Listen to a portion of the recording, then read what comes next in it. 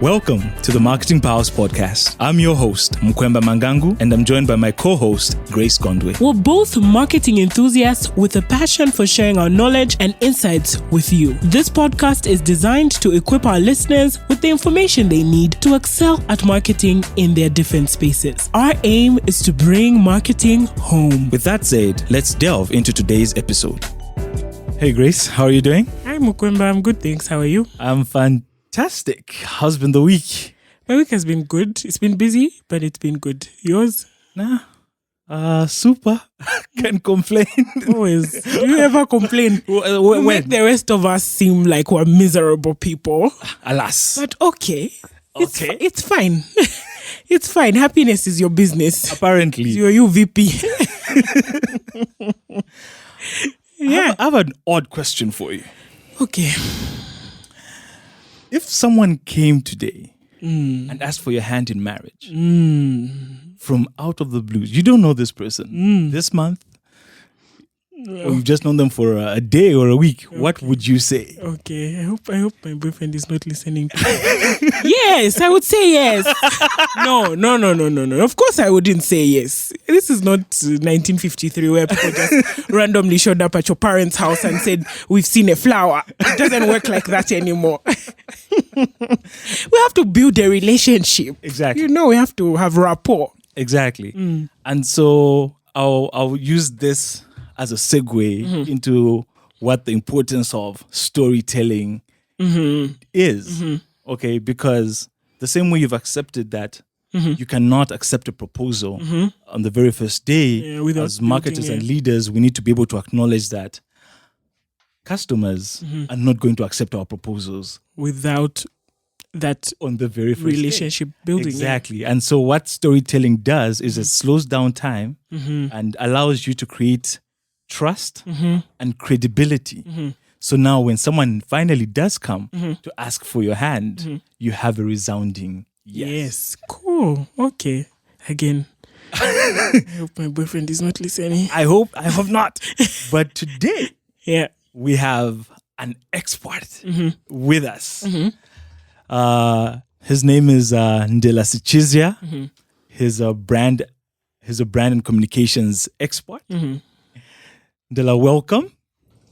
Thank you. Good morning, Mkwemba, and good morning, Grace. Nice meeting you guys. It's good to meet you too. Thank you so much for making time to be here today. Apologies, this has been long coming, but like I said, you can't be that busy for important things and nice people like yourself. So glad that I should. Thank you. So he said one nice.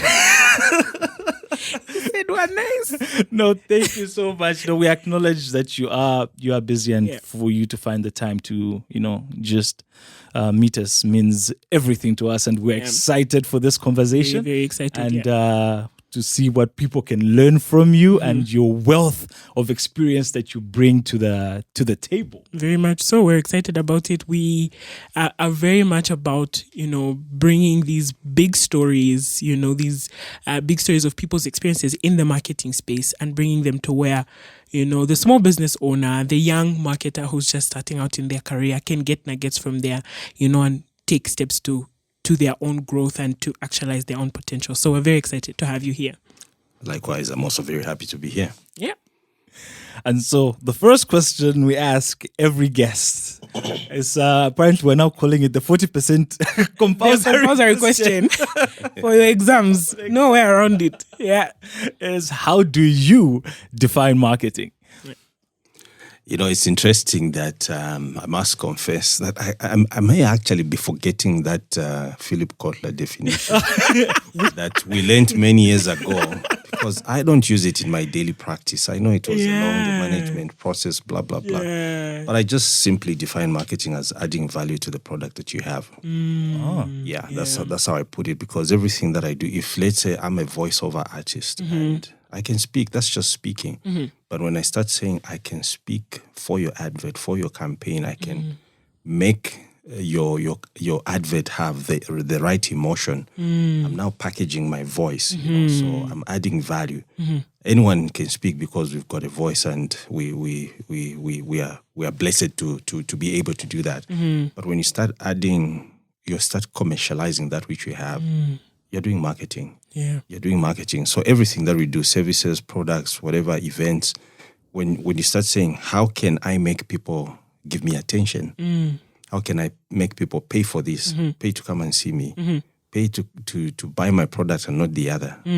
That's the work of marketing. So that's my summary. It's adding value to your product or service. That's really cool, actually. It is. Because like he's saying, no one is going to pay for something that doesn't have value. No one is going to put money on something that doesn't have value. That's really, really good definition. Philip Kotler should be jealous. and it still comes back to what I always say.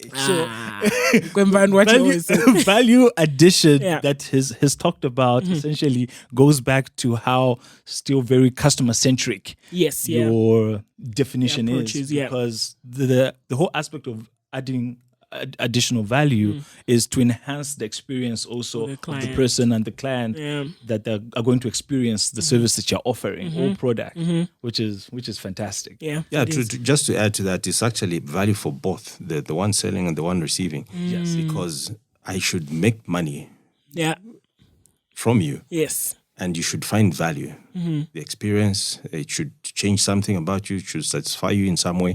Whatever you're acquiring from me, it should be convincing in terms of what you want to get out of it. Yeah. Oh, lovely. Very, very, very good. Very good. So another question that we always ask our guests is, how did you get into marketing? Like, what's the backstory to the successful experts that we have here today? I've had a very interesting journey into this thing that I'm doing very passionately right now. I'll take you many, many years back. I'm still young, I know. Yeah. I was at Hillcrest. And it's a technical school, and everyone coming from Hillcrest, I think we aspired to either be a doctor, an engineer, get into medicine, natural sciences. And obviously there are some that wanted to do some other commercial courses. And my number one choice was to be an architect. And I wanted to go to CBU and be an architect. So, but unfortunately, with my 14 points, I couldn't get into the School of Architecture. I see. I remember very well the cutoff point was 11 points. So I was asked to wait and be on standby that there'll be a second selection. But my nature is to always have plan A and plan B. So I thought, should I wait? The wait might be 1 year. So maybe let me look at plan B, which was marketing. And from childhood, I was fortunate enough. Marketing was very popular years back, decades back. It was sales and marketing manager or sales rep, they were called. You'd not find a sales marketing director. But I had an uncle who worked for a company called, it was called Lions Brook Bond and Copper Harvest. These were big FMCGs in Zambia. So they had a whole array of products, household products. So he used to work there as a sales and marketing rep. So I was exposed to marketing at a very tender age. So immediately I recalled the nice things he used to bring, the juices, the corned beef and all that. It looked cool, So I said, I know about marketing. So let me go to Evelyn and I applied. And that's how the journey started. Cool. My first qualification was a diploma from Evelyn on. Okay. Then I did something naughty. In my second year, I stopped going to class. I started studying CIM. So I was still in campus, squatting with a friend, studying CIM. Then at the end, the pounds and all that. So third year, I went back to write the exam, which I cleared. Back to CIM. Don't try this at home. Even my kids shouldn't ever. Don't try this at home. It's only for legends. Yeah, because, then there was a very strong notion that international papers are the thing, Yes. You need to have CIM. So I started looking down upon the diploma from Evelyn. Okay. I need that UK qualification. So, but anyway, as time went, I packed CIM. I came and finished when I came and continued with CIM, actually, ZCAS, when I was now working. So... that's what I've done pretty much. So I did the diploma. Then later on, I came to do the degree, my Bachelor of Science in Marketing, and a few other smaller things that we've added on, including a master's, not in marketing, but in entrepreneurship. That's been my journey. Now, so I worked in Barclays. My first job was in Celtel. No, first some small marketing agency. I worked for 3 months as a marketing officer. Then Celtel was in the call center, picking calls. I still remember this very well. Through to Celtel, Ndela speaking. I'm going to help you. I still remember this. Oh, wow. So I did that for a few months. Yeah. And then, fortunately enough, I got a job as a teller cashier in Barclays. That was 2005. So I worked for Barclays for 9 years, doing all sorts of things. I worked as a teller for 2 years. I worked in credit, corporate credit. I went in retail as a product assistant. My journey in marketing was only less than a year when I was in Barclays. I only worked for 9 months. And then my real mainstream career marketing started when I moved to MultiChoice. I was appointed as marketing manager in 2014. And so mainstream marketing, I would say it's now 10 years old. I see. And so, there's been quite a lot of exciting things that have happened. I see. Yeah, so this is where I am. I think I have a question there, because one of the things that I love about marketing is it's very dynamic, right? You can have your diploma, you can have your degree, but you don't have to work in a marketing job per se. You can do all of these other things. I think my question is, do you feel like all of the things you did at Barclays have contributed to the expertise that you have today in the mainstream marketing work you've been doing over the last 10 years? Yes, Barclays gave me a very good foundation. As an institution, there was quite robust training that we went through, be it for customer service, product management, because when I was in retail banking doing product management, there's quite a lot of marketing that happens there. And because by even definition of marketing, so product management falls under that. So there's a lot of training that we had, local and international. So that gave me a view of how big brands manage their brands and their products. It made me understand why banks like Barclays grew that much. We are now talking about a bank that has been in the country for over 100 years, because Barclays existed for about 102 years, and we transitioned to ABSA in 2020. So it's a combined pedigree of over 105 years in the country. And then world over, you see what Barclays has done. So you learn how they manage the systems and processes, the investment in people. So that set a very, very strong and good foundation for me to see that this is how you manage a business. Even when I'm starting my own, there should be things that I will learn. And the exposure that you get, it just helps you set the very, very good foundation for oneself. An amazing story. It is. Very, very, very amazing story. Talking about stories, learning the process for 102 years and all those things, we acknowledge that a story has been told for Barclays till it came to transition to ABSA, which is a new story, one that you're a part of. And I feel like now also very important, because what we really want to get into is storytelling and brands. Being, a brand and communications expert, is why storytelling? What is it about storytelling that SMEs or just individuals themselves should know about, and why is it so important? I like that question, and I now understand why you set the tone and the preamble with the question that you posed to Grace about marriage, and that perfectly connects to what you're bringing now to the discussion. Advertising is buying attention. Buying attention. Most of the time, it's short term. Okay, because you're buying eyeballs, you're buying someone. Okay, have a look at I'm selling this. I'm selling this. But the essence of storytelling is to try and elicit emotions out of the target audience and connect with them at a deeper level, because you don't just want to make noise, because how adverts are, they can be noisy. Yeah. We sometimes as marketers are a nuisance because everyone is screaming something, Yes. Yeah. Buy this, I'm the best in what, this will change your life. but you're not really connecting at that deeper level. Because if you look at even the way adoption of products is, you have that quadrant of people that just want anything new. Yeah. Maybe it could be a 10, 15%. Yeah.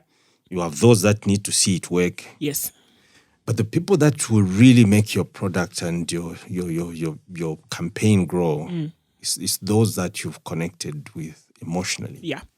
So storytelling comes to connect in that way. Then those people become your natural ambassadors. But again, I'm sure as we move on, we'll unpack even the emotions. If Grace, you just like the latest thing in town, or the latest gadget, the latest technology, you jump on it, and that's what connects with you emotionally. If we've got a Shadrach or a Ben who wants that old model and let it be cheaper, let it go because it would have been tested, that's the one. That's also how you connect with him. Yeah. Okay. So at any given stage that we look at, the particular emotions that we're targeting, and because when you speak to my emotions, then you connect with me deeply. I will not have to think about my second purchase. Not have to think twice about my second because you've reached out to what matters to me. Yeah. So that's why storytelling is important. So I need to tell you a story that will find you in your sweet spot, and then bring the product in front. Say, this is what I'm talking about.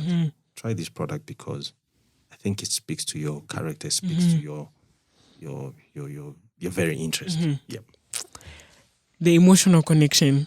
You're already feeling My heart. There's been a Just the way he's explaining it. I'm sold.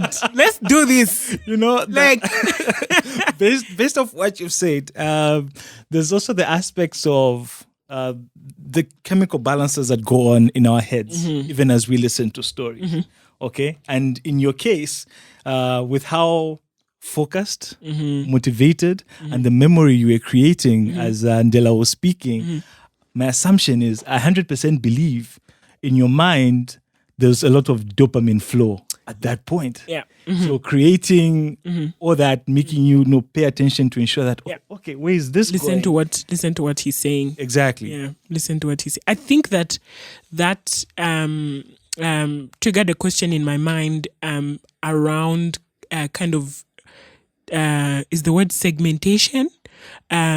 Should a brand then think about first creating a story based around their product, or think about first targeting those people whose emotions connect with the brand? I'm not sure if I'm phrasing this very well. Like we have this product and we can tell it in such a way that these emotions will be triggered in these people. Or do we say first, we want Dan, whose emotions are, he likes vintage products, like you said, he likes this old car, tried and tested. And can we find a way to tell a story that appeals to him? Or can we just tell a story that triggers emotions around our products? In brand strategy, you start with what you want to stand for. Okay. You start with the product you want to make because you know how good you can be at making it, or whatever service that it is. And then you say, this product we're creating is for this type of people. But then there's some marketing or market fundamentals that get to be at play on the ground. Because you thought maybe you created for this, then you find that there's another new segment that's taking interest. But importantly, it starts with strategy, because you're saying, we're going to create an X phone, Itel, Infinix, or whatever. In your mind, you even know that this is not top of the range, because we are speaking to this segment. So even the stories that you're going to tell, you're going to craft them for the segment that you've created the product for. The emotions that the makers and sellers of VW or Rolls-Royce, they will tell stories for that kind of segment, because they know that these are the people I want to get my product. I'm not making a product for everyone. So it really starts with the company. and then targeting the specific people you want to speak to. The spillover benefits and effects will come. You may have a few from these other segments, but the story has to be crafted for the persons you created for and for the strategy that you have, because you cannot let the market forces control how you communicate. Then you're going to have a bit of a weak communication. So be very sure so that when that man is coming to you and has targeted you, because he understood that this can be my partner, this can be my person, and because I think she behaves this way, her character is this way, her family is this way, this is the story that I'm going to go with. So that the moment I hit you with a high, it's a straight yes. That the market forces shouldn't dictate how you tell your story. You should have your strategy already defined and an understanding of your customer base, and then craft your story that way. That's amazing. I think that's like an actionable thing that a business can use to then inform how they do their storytelling. That's amazing. It is. And it just speaks to the intentionality of everything that we keep talking about in marketing. So everything we do is very deliberate. And that's why there's sometimes when you will start with something and when you now have a better understanding of the market, you now have more targeted messages because now you have a better understanding of there's what is referred to as the problem and the pursuit. So it's important that you know the problem so that you can then lead towards the pursuit in how we go about storytelling. Because if someone has a challenge here, okay, say maybe they can't access banking or something, and you tell a story in such a way that we acknowledge what the problem is here. But if you transition through this story and the vivid picture that you paint for them in your story, and this is the solution. So you have the hero at the end of it, and now someone actually now goes from the aspect of, oh, they understand my pain point, and I can see the solution have something being for me. created, and that makes now the story even more. It just makes it pop. Makes a stronger connection. Great. And just to add on that, so the storytelling doesn't change. As a people, we tell stories. What just changes now is how they are told. The story that I want to tell you, if I was doing pens 30 years ago, just how it's taught. Because obviously now what we get to use is the different channels, different media. But the story still remains. You are in control. You are the author. I like that you've mentioned that. I think I heard something. There was, I think, another podcast I was listening to. I can't remember his name. So he basically said humans have not evolved enough to not want to listen to stories. So we're still in that mindset from 100 BC. Years ago. And people have transitioned, and all we're doing is, like Ndela has mentioned, we're telling our stories differently using different mediums. Because then firstly we were just talking. Then they started drawing on the caves. Okay, then people said putting it in books. Paper. Exactly. And now we've got PowerPoint. So now we have slides. Slide decks. So I mean, I'm just blown away by where this conversation is at up to this point. But we've said we still are, as people, still very much captivated, by storytelling. So if I have a brand, if I'm running this business, what are like 3 things that my storytelling should have to be effective? Like, what are some elements, that when I'm telling my story, these things should be there? 3 things that should be there. Number 1 is the objective or the purpose. Why does your brand exist? What do you want to do? Most of the brands exist to achieve 2 things: to make money for the owner, and to create a particular impact in the experience of the target audience. If I'm doing cosmetics, I'm promising you enhanced beauty. I'm promising you acceptance in the society that you belong to. You should look good. Your skin should glow. I'm promising you appreciation. A good life, a good feel factor. You should feel good. You're naturally beautiful, but when you use my product, it should take you to a certain level of appeal. And the more you use, obviously, more bucks in my pocket. So number one is really, what does your product stand for? There's so many products that we can look at in country, across the borders, globally. Others will say our purpose is to just give you the best coffee experience, to give you the best, the most convenient, blah, blah, blah, or to give you safety. I think Volvo sells safety. So, yes, it's got to be well-defined. And so to narrow it, it's the purpose, the brand purpose. Why does this brand exist? What do we want to do for the people that we are targeting? Its purpose. Number two thing that should be there for it to tell a compelling story is being unique. Being everything to everyone just weakens your proposition. Yeah. So you've got to stand on something, remain consistent, remain unique, and so being unique is very important, because then how you tell your stories, how you connect with your people, how you craft your advertising. When people just hear even your advert just starting, maybe just the jingle that you use, someone will tell that this is likely to be a Trade Kings advert. I'm sure this is a DSTV advert. Because you've remained consistent, and then it becomes difficult to replicate, and that creates greater value for your brand. And it's in how you tell the stories, how you connect.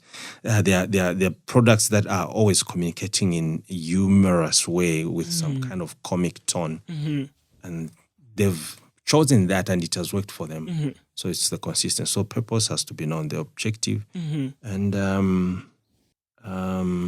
maybe there's several. I'm just trying. Please, to you can add. You can add. They don't. Being authentic is similar to what I was talking about. Again, because we're in a very competitive environment. Yeah.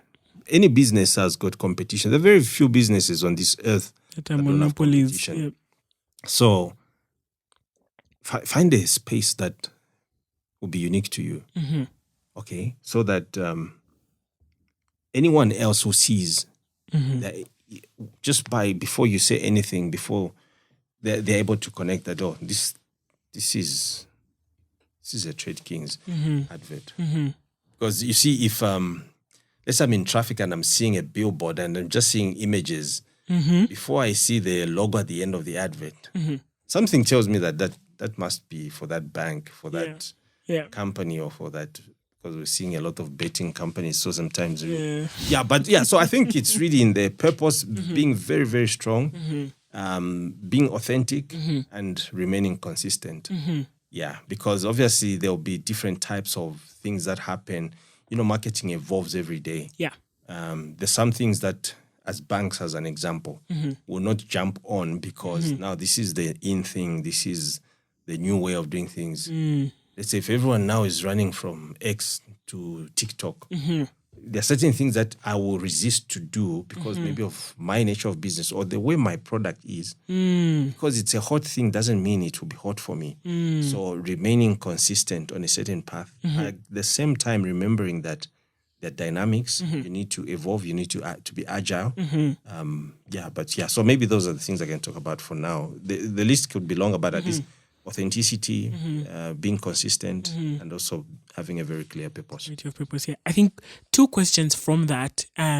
One is, I think I like that you mentioned, with the proliferation of like social media platforms, now there's X, there's Threads, there's what. How does a marketer then think about what platforms best suit their business? Is there like a framework, or should it just be a sensing and feeling like, okay, maybe this is my product, this is what I should think about doing? For platforms for, selling their story or, distributing the stories that they're sharing.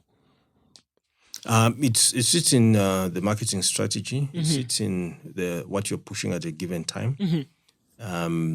Some products you want a fully integrated marketing mix when you're running them. So you can employ any tool possible or at your disposal. Yeah. But there are other things, and again, I'll try to go back to maybe the kind of industry that I'm in right now. Yeah. If I'm in banking or insurance, there are things that need to be communicated, I think, quite clearly, because we are dealing with a very high attention-seeking terms and conditions where somebody has got to pay attention. Yeah, yeah. But also, I don't want to missell because it's your monies that you're committing to me to keep for you. Or you are borrowing from me, so I need to make sure that you understand. So certain quick channels that are there, the 15-second adverts probably might not really work for certain products because of what I need to unpack maybe in 30 seconds. Yeah, so, but also the audience also comes in. Advertising has changed. Yeah. Years back, we used to do 1 minute advert, 1.5 minutes, 90-second adverts. It keeps reducing because content being thrown at us every millisecond is increasing. It's eroding our capacity for 45 paying seconds. attention. Now I work with most of these radio stations and TV stations. Even 45 seconds now, they're not really amenable to take such adverts. Oh, okay. Because now the standard is 30 seconds. Okay. When you're on social media, you see that the ads are 7 seconds, 8 seconds. Yeah. Because there's a science, a proven research that has been done that attention starts getting lost from, I think, about 7 seconds. So 3 seconds, I should be able to catch your attention. So those things, again, start saying, okay, which platform, if I'm using social media or digital platforms, website, I need to know that I've got to be very succinct in my communication. So, yeah, the choice is in the type of product and the audience you're speaking to and the platform. Yeah. So if I choose digital, I cannot go with the 90-second advert on social media because then someone will be next It's taking long. It's taking too long. skip advert. Skip advert. And so all these things, then it's how you balance. There'll be a place where I can do my 30-second advert, and there should be a place where I'm doing my 15-second advert.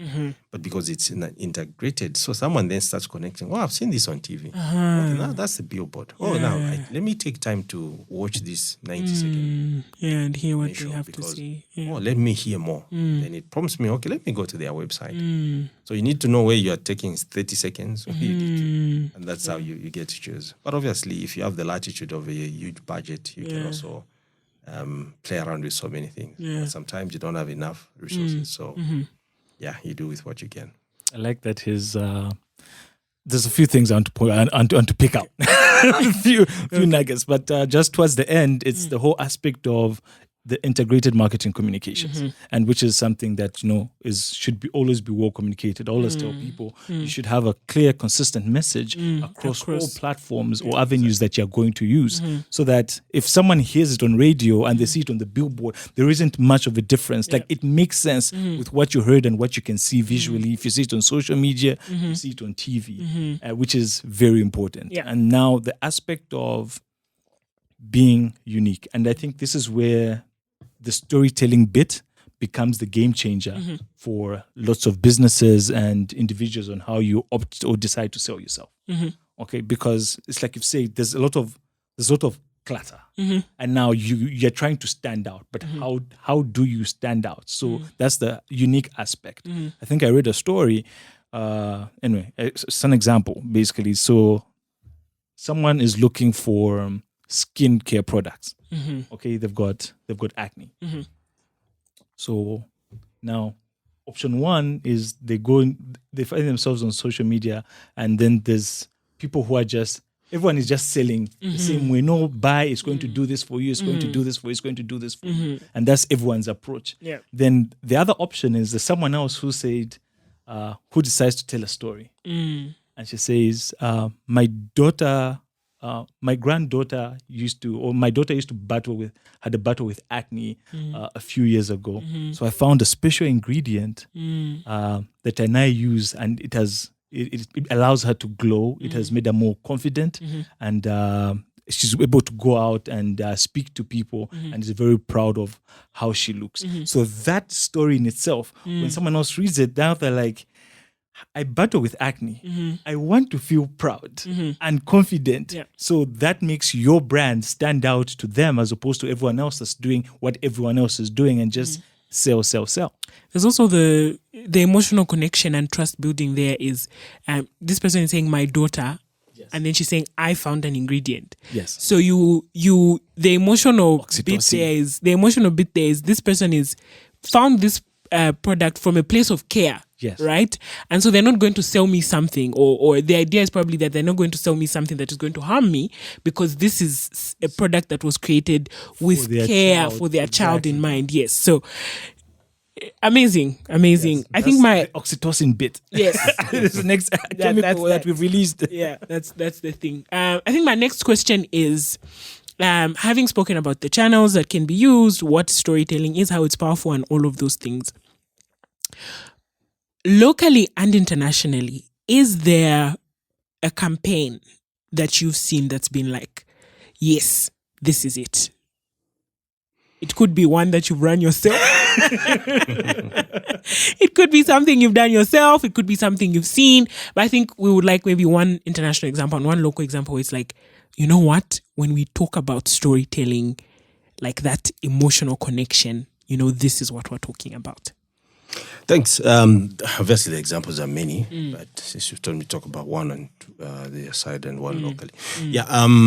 Okay, allow me to pick two in Zambia. Yeah. Right. When you saw there's a campaign about maybe 5-6 years ago that Lafarge did, they were telling stories of what their product does and what it has been in the Zambia story. They built Kariba. They're not just selling cement. They're saying, Kariba means this to the country. The power generation, the what. This is an iconic structure in our country, and we built it. Yeah. They talked about, I think, University of Zambia. They talked about UTH.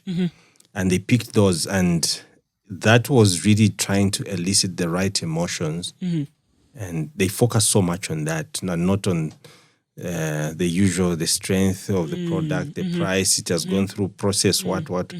They just drew our attention to the things that have great meaning. Trade Kings always does a lot of stories. Yeah. My mama used to do this, all the mama stories, we listen to them, and they have worked. Yes, because everyone kind of plays back. It takes you to the childhood, makes you feel homely. Yeah. Even the Millimio companies does this. No, my mother used to buy this flour for chitumbua. Yeah. And you can even play back 25 years ago and still remember the crunchy chitumbuas you had. You can smell it. Yes, so that's what the local players are doing. But internationally, I'd pick one. Coke does a very good job, Coca-Cola. Yeah. They sell moments. Yes. They sell friendliness. They sell events and what happens when there's Coke. So Coke does this thing of bringing families together, friends together, your events to be memorable because you are sharing a Coke. So they'll tell you how you've been doing this. You've had this strong bond with maybe these 3-4 of your friends. And there's something that puts you together. There's always a Coke. Yeah. And so they do quite a great job with that. And if you look at what they've shared over the years, it's always about the friendships, the bonds that are created when you share a Coke. Yeah. And that's amazing. Yeah. Also, because if we go back to our knowledge of or what's common about all these campaigns that we're talking about and the way they tell their stories is that you need to acknowledge that none of them usually focus on the product itself. Yeah. Okay, so it goes back to what it can do. And obviously, like you've talked about evoking emotions. And in as much as I had even forgotten about the Lafarge campaign, immediately you brought it out and just mentioned UTH and all that. And I'm thinking, oh, I was born in UTH. So for some reason, it just The gives you sense this of ownership. I feel like, oh yeah, that, me too. Exactly. Yeah. Our first our first university here, then all the leaders that it's given us, and it means just so much from a perspective like that. And now it allows us to, because someone else that I feel like really pointed the aspect of not focusing on products is I think there's a very popular sales ad or sales pitch that was done by Steve Jobs for Apple, where he was like, I'm wondering why everything we're doing is not working. And then they realized, have you realized what Nike does with their products? Nike is never saying this shoe is this. Yeah. If you buy the Air Force, this is how wide it is. Nothing. They're telling stories. They just show athletes doing their things and transitioning from maybe where they felt defeated to where they triumph. And now you feel part of it. Now you're like, okay, you know what? I can be LeBron James. I can conquer this. I can do, and things like that. Which is, I feel like people should acknowledge that also, like locally as well from the story and say, look, it's not necessarily about, like, don't talk about your product. Just tell a story that people can resonate with. About what your product can do. Yes. About what your product can do. Yeah, I think I noted that as well. And of course, Mukwemba is always going to bring the example of Apple and Steve Jobs. Mukwemba is always going to, might as well be. Might as well be. But as a Samsung user, you guys who sell requirements. Hey.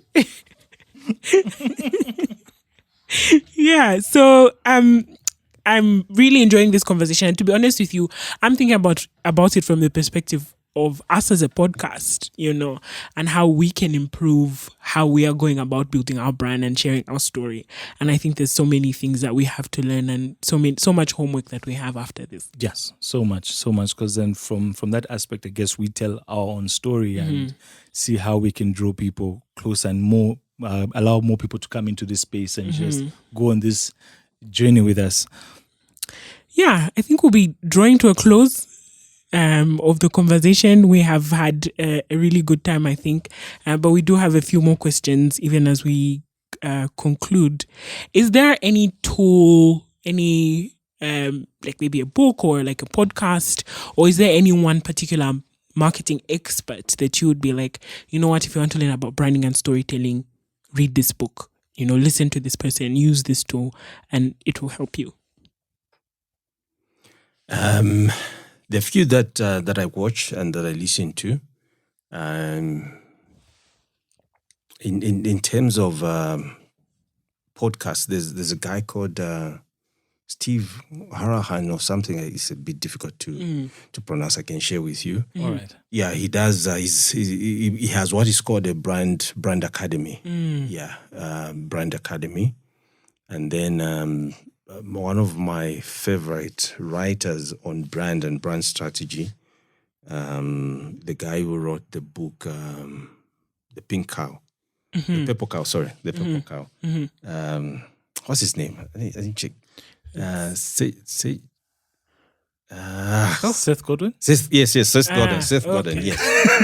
No, Seth Godin is amazing. I'm sure you've read maybe some of his books. Currently, I'm reading a book called This Is Marketing. Yes.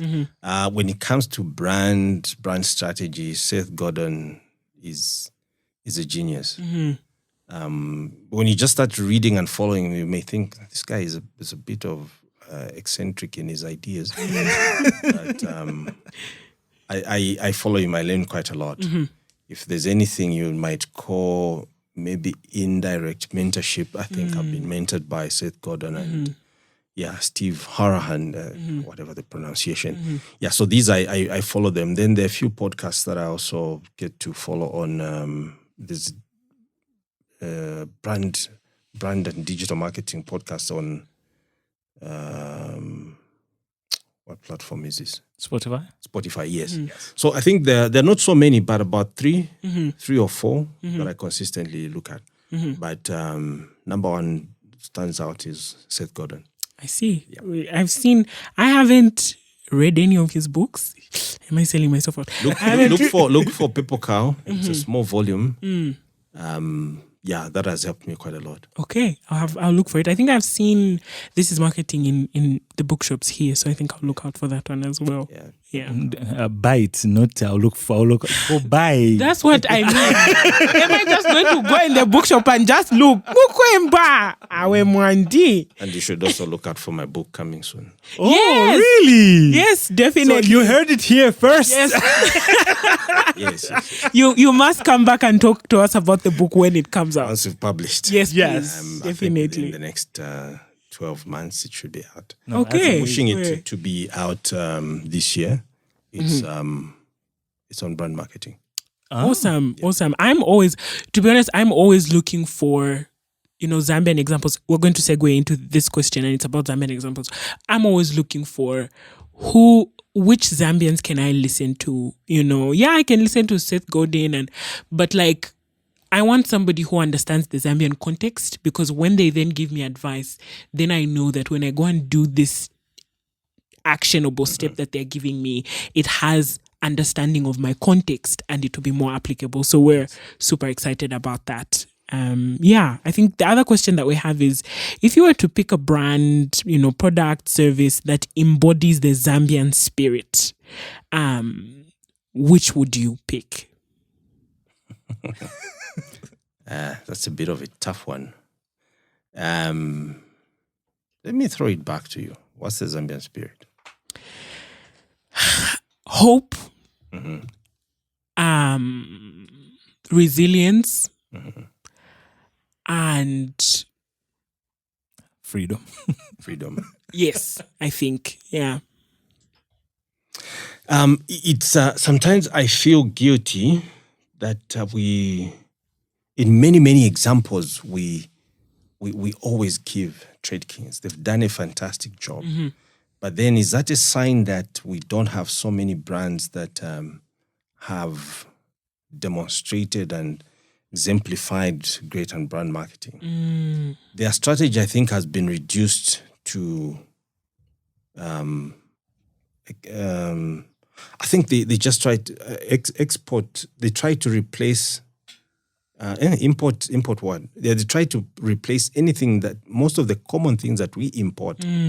So if you see that there's a commodity in detergent that we import the most, they'll create a product. Like a mirror sort of. Yeah, import substitution, I think, that's the word I was looking for. So, and they've done a fantastic job. They speak to the kids, they speak to the mothers who buy, they speak to the fathers. So in terms of the freedom to do our own thing, to answer your question, they've done a great job. Yeah. Okay. The freedom to try and to expand and to keep growing, the hope that we can become international, they have done a good job. There'll be so many other products or brand creators that are still playing maybe at a smaller level, but we've got companies that are producing things like honey. We've got Zambeef doing a fantastic job. Our beef is one of the best around the region. They are doing a good job. So when you start looking at the different sectors, we still find a player at least that's doing quite well. Our fashion designers, our designers, they're emerging, and they're emerging quite at a good rate. They're from just appearing at these catwalks and international fashion shows, they're beginning to export. Okay. Something that obviously is Zambia's biggest brand story is KK. Okay, it's the biggest Zambian brand story, and reason being, whenever you travel, now that he's late, then I would always hear, "How's the old man? How's the old man?" Yeah. The second is Kalu. With all the things that have happened, Kalu remains one of those iconic brands. Yeah, okay? Almost like a unifier. Yes, how's Kalusha? People would ask you as if he's your neighbor. How's Yeah. But because he stood for something, he's remained consistent. His life is just about soccer. Yeah. Okay.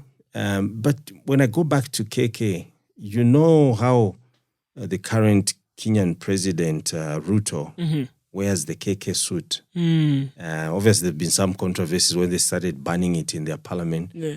But that as an international appeal, we haven't done so well ourselves at to branding. market that. You've seen how the Mandela shirts greet you when you just arrive at OR Tambo Airport. And they're in the presidential, in the Premier Elite League because they've branded it and it has remained that. So I think we should be slapping ourselves as marketers. We haven't done a very good job to prop our own, to put them out there. The efforts are there. We're seeing them. This celebration of Zambia Kuchalo is becoming a theme, and I think we are doing fairly well. But we need to be very deliberate. If you allow me to even just digress a little bit, there's a conversation I had with some friends. We were talking about David Beckham. David Beckham was super skilled. He's super skilled in soccer. But was he the best? No. No. It wasn't. But there was a deliberate convergence and effort by even his country to make him look like the best thing that has ever happened to soccer. So the media would connive to make sure they give him the spotlight. The deals and everything else, and we came to see him as an icon. What has happened? It has opened other doors. He's into fashion, he's into real estate. Because people took him as their own national project, the British, and said, this, we are going to put him out there. Yeah. And that's what we need to do. We are still so fragmented. If we can support each other a little bit more, we are going to build more Zambian brands. We need to move away from always and everyone just having trade kings. They've done it for us. They've done a fantastic job. But how can we create more trade kings?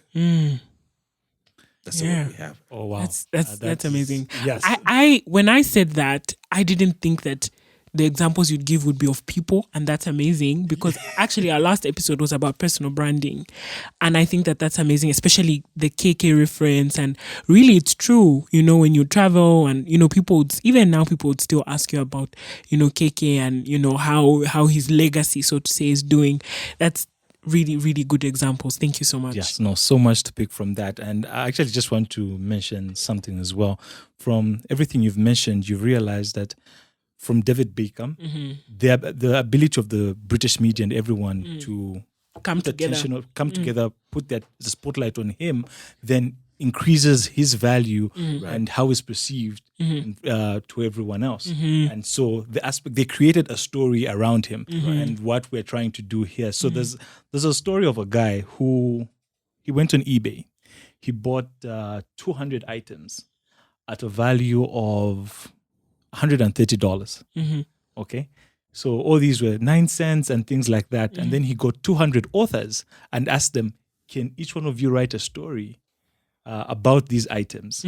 So he then did that, put it back on eBay, and he sold everything together for a value of $8,000. Wow. That in itself. So the story itself added value to the product. And just like you mentioned, the Mandela shirt is in its own league. It's a premium league. And because of the value that's put on the brand, you look at it in that way. It's the same way why there's this whole, sometimes certain brands tend to want to be very exclusive, because when it seems like that and you paint a picture, tell a story that this is who this is for, automatically those who feel like they can't, the ones who want to be exclusive, the iPhone users. The last one, the last question before we call it a day. Who can we host on the podcast who you'd want to listen to, who you'd be like, yeah, if they're interviewing that person, I'm definitely listening? Zambian. Yes, please. I mean, you could give us even an international example. You bring them. I mean, our dreams are valid. We have the Zambian Spirit. We have hope. Even an international guest, Seth Godin. We have dreams. One day I need to meet him first. Yeah. Oh. Then I'll bring him. Yes. Seth Godin. I tell you, I learned a lot from you, my guy. Yeah. Out of interest, in fact, the Kalusha Bwalya story is of great interest. And I now try to talk about it with a lot of caution because of sometimes it's a divisive conversation. Yeah. Okay, because of what has happened over the years. But sometimes I just tend to think, has he realized, does he know how much he has embodied the Zambian image and taken it out there? How much is he doing to try and let all these other players, there's some players I think that are even going to surpass his greatness in terms of soccer. But what is it that he did? He may want to share the story. How does one get to build? Because his life is all been about soccer. But I think I would want to hear the story of just his brand story. Away from the soccer, from the politics, administration and what did you do deliberately to live up to the color we've known? And if you see something that weaves through consistently in strong brands, is even the things you wear, what you do. I'm sure you would know the type of shoes Kalu wears. Yeah. So there are some of those things. So I would want to hear the conversation. What were you deliberate about? What have you done? KK is the handkerchief, the cravat. So how you speak, how you show up, what you do, the type of interest. I've watched the David Beckham documentary, so I've seen certain things that have been quite consistent in his story. And I would want to hear that from our Kalu. And let's celebrate him again as a brand. The soccer side, I think, has been some challenges. As a brand, I think we need to still celebrate him because we can't take away from him that I think for a long time he's been able to hold that flag for the country. But I still put pressure on myself and the others. How can we create more? We can't be talking about Kalu and KK. No, guys. We are a big nation. 20 million people. 60 years old. Years down the line. There's so many other people you can talk about. And just like you've mentioned, I think we mentioned it in one of the episodes where we talk about you have to be very deliberate. And so a lot of some of these big brands we see is either themselves or the team around them is very deliberate about how they present themselves and what they're doing. And that, like you've mentioned, would be a good story to know. What intentional steps did you take for us to get to where you are now, as opposed to looking at it as a very abstract, out of nowhere, he just, blew up and became this. And now we can do that for all these other young artists and players and brands we have in our country that we tend to celebrate. I don't know if you would say we do that is working well currently, well, not to that extent, but for your boss. My boss, she's big on brand. Yes. She's big on brand. It has worked well for her. It has worked well for the bank. Yes. And I'll give examples. When Absa came on the market from Barclays. So Barclays had a long history. People felt a certain way with the bank, okay? And to come and change the name, people don't like change easily. Very few like change. So but I think her persona and her energy into pushing the brand helped establish the Absa brand in the country. So there's a marketing department, but I think even if I was outside, I would give it to her. That, I think she's done a fantastic job in creating even the brand love for the organization. So, and even on a personal level, we get busy managing that office because everyone wants to be part of her story, wants to be mentored by her. she's called for speaking engagements like every day and all that. It's because people want to hear, how have you managed? You just an ordinary person you're coming from. When you hear a personal story, you'll be able to know that she's definitely crafted a brand. She's worked hard to put it where it is. Yes. And we see the value it creates. Yeah. Fantastic. And that is the power of brands. Storytelling. And storytelling. No, we've had a fantastic conversation. Yeah. Thank you so much for coming and joining us. So listeners, please, if you do have any questions, please do not forget to reach out to us on our social media platforms and ask whatever questions you have. We really do appreciate taking the time to listen to us. And thank you so much to Ndela for making the time. I know you're so busy, but we are truly grateful, and we've had an amazing time. We've learned so much, and this time for us to also go and apply all these things in our businesses, our personal lives, and see just how much further it can take us. It can take it, yep. So thank you so much for having me. I've had a very great 1 hour time well spent. And I'm thinking we should have happened earlier, but it's good. Now is still a perfect time. Thanks. And I hope I've been of some value with the little nuggets that we've garnered in the experience. Like I always say, anywhere I go, I keep learning. I haven't arrived. I may want to claim being an expert, but a guru. It's in the continuous learning that we eventually get there. Yes. And just if you allow me to the Zambian marketers, upcoming marketers, let's not limit ourselves to just what happens in the country, because marketing is dynamic and Zambia is still growing. We are so far away from where marketing can be. So if you've learned, you're schooled in Zambia, I've been schooled in Zambia, but I am learning a lot. I've got peers and friends that I pick up calls and who are in other countries, who are in South Africa, Kenya, or in a few maybe in Europe or outside this continent. And you want to learn. Maybe you just have a marketing idea. That's how you will learn proper, real international competitive marketing when you go beyond, because there's marketing for Zambia because of the limitations we have. Yeah. So please make that effort to find somebody. Podcasts like this one, podcasts that are available for free, it just needs some of your little bundles, and don't waste bundles on useless things. Listen to something that's going to create value and that will help you learn and be a star. We need more gurus in this country. Thank you so much. Thank you so much. We have a lot of homework. I can very much assure you that I will listen to this podcast quite a few times because there's been so many nuggets here, so many actionable steps. We look forward to your book. We are booking your calendar for when it comes out. When it's released. On your, what do you call it? The book tour. This is one of your stops. We look forward to... I'll break it here. Definitely looking forward to that. So we're coming to a close. Please remember to keep your finger on the marketing pulse. We hope that you have enjoyed today's episode just as much as we have. Till next time, remember to keep your finger on the marketing pulse.